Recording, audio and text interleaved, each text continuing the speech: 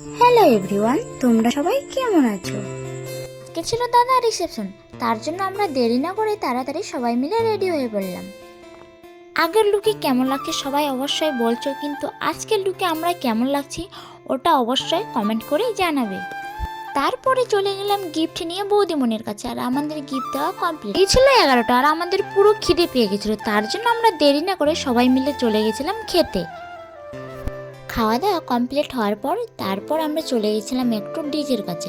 তো সবাই নাচ করছে, আমরা নাচ করলে হয়, পরে আমরা সবার মতো ছাপড়ি ড্যান্স একটু করে নিলাম।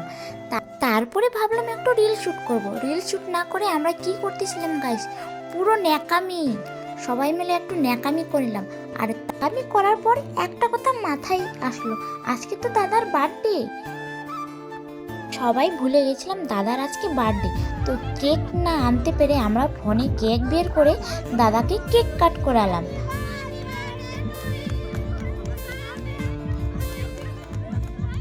অনেক এনজয় করলাম, অনেক ন্যাকামি হলো। তো আজকের ব্লগটা এখান থেকে শেষ হচ্ছে। নেক্সট ব্লগে সবার সাথে আবার দেখা হচ্ছে।